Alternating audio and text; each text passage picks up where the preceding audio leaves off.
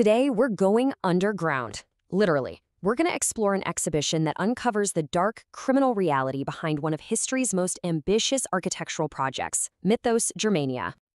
So, picture this. You're in Berlin's bustling Gesundbrunnen subway station.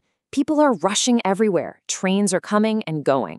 But over on a landing, tucked between some stairs, there's this totally ordinary-looking green door. Most people don't even notice it.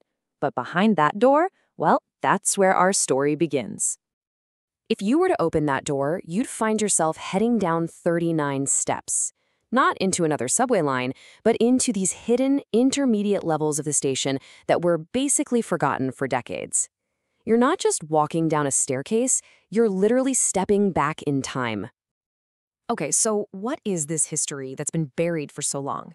It's the story of a mind-boggling plan to tear down and completely rebuild Berlin into a gigantic mega city, a monument to Nazi power, that was to be called Welthauptstadt Germania. And look, this wasn't just some pipe dream. This was a very real, concrete building plan. Hitler's go-to architect, Albert Speer, was put in charge of the whole thing. His mission? To transform Berlin into the undisputed, awe-inspiring capital of the world. And the plans, they were just staggering. We're talking about buildings on a scale that's hard to even wrap your head around.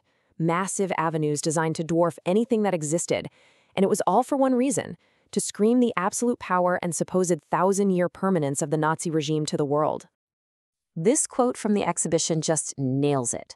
The new Berlin was never, ever about creating a good place for people to live. Its real job was to be a giant stage, a physical backdrop for the regime to show off.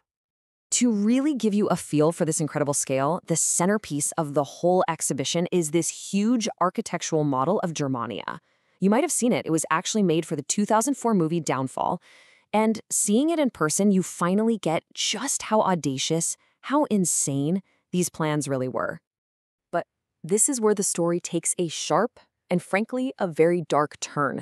Because what this exhibition argues so powerfully is that you simply cannot separate the magnificent architectural vision from the criminal acts it took to make it happen. They weren't just related, they were two sides of the exact same coin. This really gets to the heart of it. On one side, you have the vision, right? The grand models, the clean blueprints, this gleaming symbol of power. But on the other side, you have the crime. And the exhibition makes it crystal clear that the two were totally, completely linked. That dream could not exist without the nightmare. So what crimes are we talking about? Well, it basically boils down to three things. First, kicking tens of thousands of ordinary people out of their homes to clear huge areas for construction. Second, the deportation of the city's Jewish citizens, a process Albert Speer himself helped speed up so he could get their empty apartments for other Germans. And third, the massive, systematic use of forced labor, using concentration camp prisoners to quarry stone and bake bricks for these new buildings. And the exhibition doesn't just tell you this stuff, it shows you. It uses actual physical artifacts to draw a straight, undeniable line from the gleaming vision of Germania right to the human suffering that it was built on.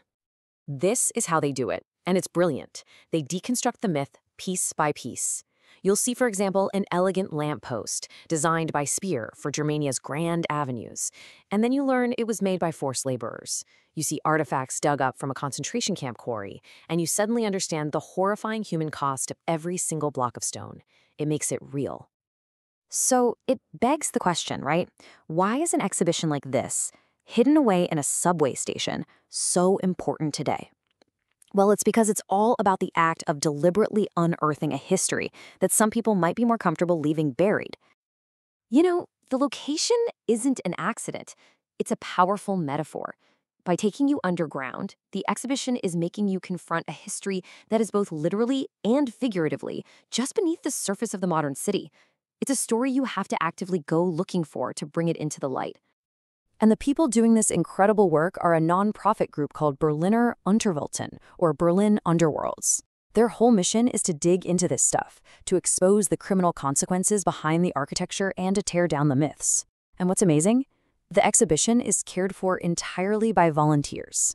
People who are just dedicated to making sure this story is never, ever forgotten. So really, when you get right down to it, this isn't just a history lesson. It's an argument. It's a powerful statement that remembering and confronting the darkest parts of our past is an active choice we all have to make. And that kind of leaves us with one final big question. The story of Germania was hidden in plain sight in these forgotten rooms of a busy subway station. It really makes you wonder, what other stories, what other histories are out there lying dormant in our own communities, just waiting for someone to find them right beneath our feet?